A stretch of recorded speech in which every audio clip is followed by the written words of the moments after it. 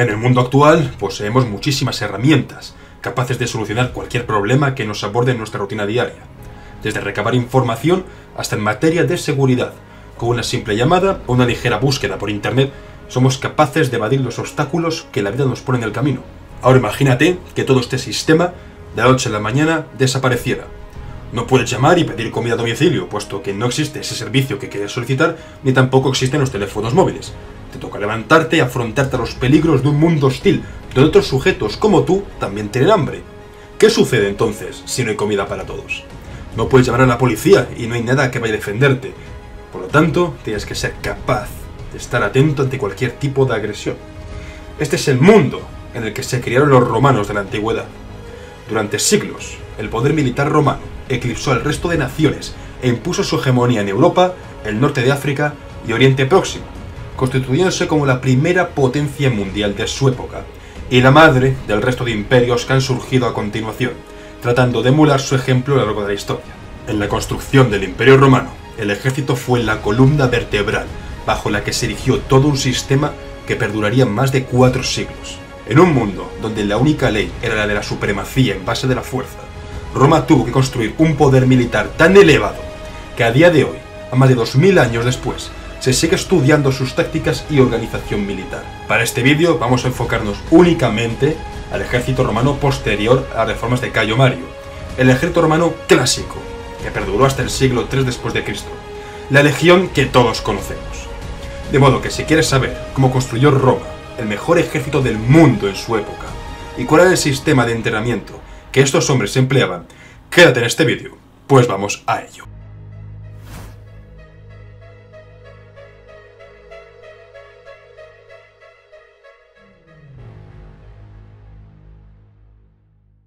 El estándar básico para poder ser apto para formar parte de la legión era ser un ciudadano romano. Previamente a las reformas de Mario, el ejército romano era una organización basada en el censo. La leva se organizaba en base al coste de equipamiento que cada clase social podía permitirse, de forma que los más adinerados constituían la infantería pesada y la plebe la infantería ligera. Una vez acabadas las guerras, las levas se disolvían. Sin embargo, debido a los sucesos de las guerras samnitas y las guerras púnicas, absolutamente devastadoras para Roma y que cambiaron totalmente su mentalidad, Roma se vio obligada a proletarizar su ejército, reduciendo los costos de equipamiento e incluso haciéndose cargo el Estado de gran parte de estos, para mantener un ejército funcional y operativo siempre que fuese necesario. Con la llegada de Mario, la reforma militar llegó a su culmen con la legión. Se eliminaba por completo la norma clasista de la propiedad, y todo ciudadano libre era habilitado a pertenecer al ejército, donde el Estado se encargaría de toda su formación. Se luchaba ahora por la nación romana y para llevarla a una mayor gloria. Roma pasaba de una mentalidad conservadora a una mentalidad más imperialista, algo que ya había comenzado a emerger con sus posesiones coloniales en Hispania y la Galia, las actuales España y Francia. El concepto de ciudadanía se fue ampliando a favor del propio ejército. Los reclutas, además de ser ciudadanos, deben ser hombres duros. Los hombres del campo eran los favoritos de la legión, pues frente a los hombres de la ciudad, los hombres de las áreas rurales se mostraban más versátiles, más rudos, más asequibles a formar dentro de una disciplina que los hombres de la ciudad, considerados afeminados y demasiado desligados de sus costumbres primitivas. Los hombres de la ciudad recibían un entrenamiento mucho más duro, siendo obligados a trabajar bajo las inclemencias del tiempo para moldear su carácter, pues partían de una base inferior a los hombres del campo. Una vez los reclutas eran admitidos en la legión, estos debían pasar un examen físico. Existían ciertos requisitos que podemos dividir en deseables e indeseables, los cuales inclinaban la balanza en tu entrada o no entrada a la legión. En los requisitos deseables podemos encontrar una buena forma física, evidencia de haber llevado una vida dura y ajustable a las exigencias de la legión. Vista perfecta, al igual que el primer caso, un indicador de buena genética y de mantener un estilo de vida saludable. Una altura mínima de 1,70 m. Esto era indispensable para toda la infantería, los cuales debían verse altos e imponentes. En el caso de la caballería, la estatura mínima requerida era 1,77 m y la guardia pretoriana 1,80 m, algo muy inusual en la época y que servía para dejar patente no solo la buena calidad genética del grupo que la formaba, sino la imposibilidad de clases menos desfavorecidas a pertenecer a los organismos de la élite.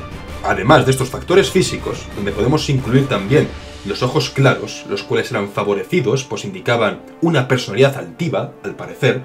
También podemos encontrar otros factores, como unas buenas formas, un lenguaje culto y pertenecer a una buena familia, los cuales eran indicativos de que el recluta era alguien capaz de seguir órdenes y mostrar respeto a sus superiores, participando así en la jerarquía de la legión.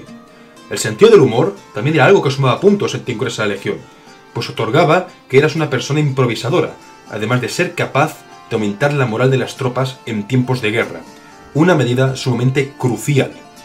Que el soldado supiese leer y escribir era otro factor importante. Este tipo de soldados eran los más comunes en ascender al rango de centurión con los años, pues eran capaces de transmitir órdenes a través de los correos y se garantizaba una posición necesaria dentro del ejército. Dentro de los rasgos indeseables que impedían o podían impedir tu entrada a la legión, encontramos una baja estatura, forma física insuficiente, haciendo especial hincapié en la obesidad, miopía y modales descuidados. En la suma, todo tipo de factor que pudiese perjudicar no solo al soldado, sino a todo el grupo, pues la forma de lucha de la legión dependía de un todo. Si un engranaje fallaba, toda la maquinaria caía con él. El ejército romano mantenía unas exigencias muy rígidas y firmes, que no todos podían cumplir. En suma, primaba calidad sobre cantidad. Llegamos al apartado del entrenamiento de las legiones romanas, y lo que realmente sé que os interesa del vídeo. ¿Habéis visto la serie Geo, más allá del límite? Sin lugar a dudas, el Geo es una institución admirable y la principal encargada de forjar superhombres en la actualidad, llevando a cabo pruebas durísimas que muchos de nosotros seríamos incapaces de superar, pues como aseguran en la serie, no todos tienen la madera para ser Geo. Sin desmerecer el formidable trabajo que estos hombres realizan, nosotros podemos apuntar que no todo el mundo tenía la madera para ser legionario romano, y es que el entrenamiento de las legiones romanas, como el de los espartanos en su época y que hemos tratado en este vídeo que te dejo por aquí, deja en pañales a cualquier fuerza de élite que te puedas echar a la cabeza. El entrenamiento de la legión romana era como una batalla, de forma que las batallas para las legiones se convirtieron en entrenamientos donde simplemente morían más soldados de lo habitual. Estos entrenamientos de formación duraban entre 4 y 6 meses, prolongándose después de forma diaria una vez se pasaba a formar parte de la legión. Si tu intención era entrar en la legión para aprender a luchar nada más ser admitido, estabas profundamente equivocado. Como en todas las artes marciales, el movimiento es lo primero en aprenderse. En palabras de Escipión el Africano, uno de los generales romanos más famosos y vencedor de Aníbal, un soldado no vale nada si no sabe caminar. De forma que las marchas eran la casilla de salida de los reclutas que aspiraban a convertirse en legionarios. En ellas aprendían la coordinación y la cohesión necesaria para formar y realizar la guerra de forma más rápida y eficaz. Cada semana se realizaba una gran marcha de 30 kilómetros, que debía completarse en 5 horas, mientras se cargaban en torno a 27 y 30 kilos de peso en equipamiento. De vez en cuando se ordenaba la marcha forzada, donde la cifra ascendía a 35 kilómetros, que debían ser completados en el mismo plazo de 5 horas.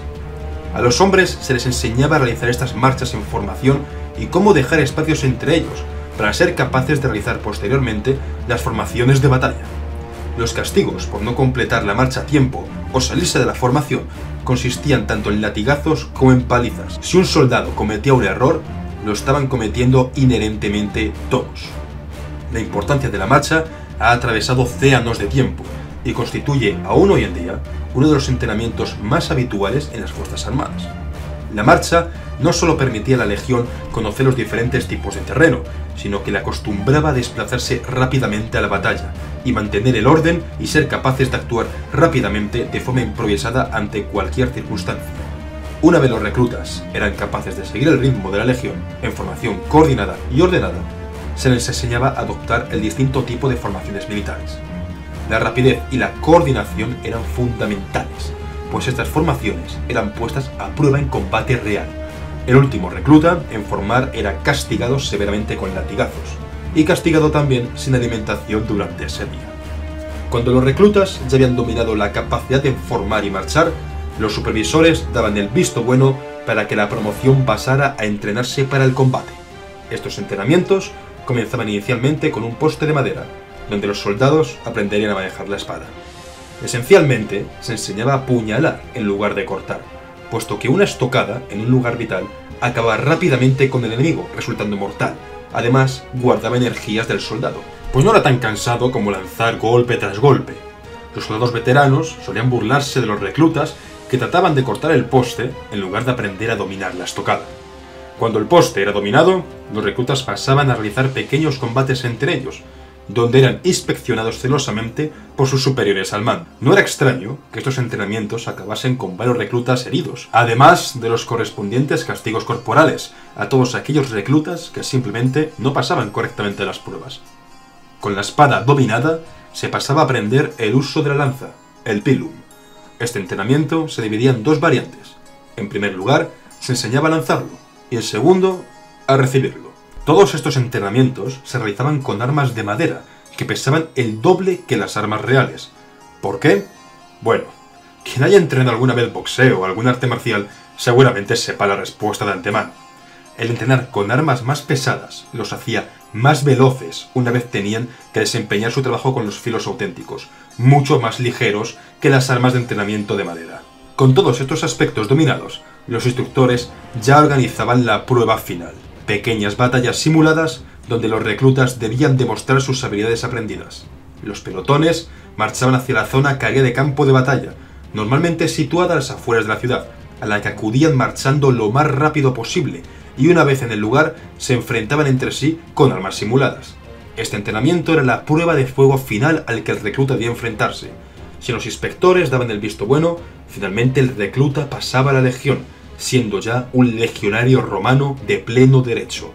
Sin embargo, su instrucción no había acabado, puesto que ésta se repetiría una y otra vez a lo largo de su estancia en el ejército, puesto que, como suele decirse, el único propósito de la legión era crear máquinas de matar, y estos no debían perder ni por un segundo su objetivo. Vegecio decía que un puñado de hombres endurecidos estaban destinados a la victoria, mientras que un numeroso ejército de tropas indisciplinadas son hombres marchando a una carnicería. El ejército romano fue, en suma, la síntesis de esta máxima. Los reclutas que pasaban a ser admitidos a la legión tras un doloroso plazo de examinación que duraba entre 4 y 6 meses, seguían siendo considerados reclutas por sus superiores y compañeros veteranos. Estos no serían vistos como legionarios de pleno derecho hasta que no obtuviesen su bautizo de sangre. Y aquí no acaba la cosa, pues estos entrenamientos, que se convertirían en una forma de vida, serían prolongados por un plazo de 20 años, hasta que finalmente los legionarios fuesen licenciados y reemplazados por una nueva promoción. Si te ha gustado este vídeo, deja un like y comenta de qué te gustaría que fuese el próximo vídeo. Sin más dilación, hasta pronto.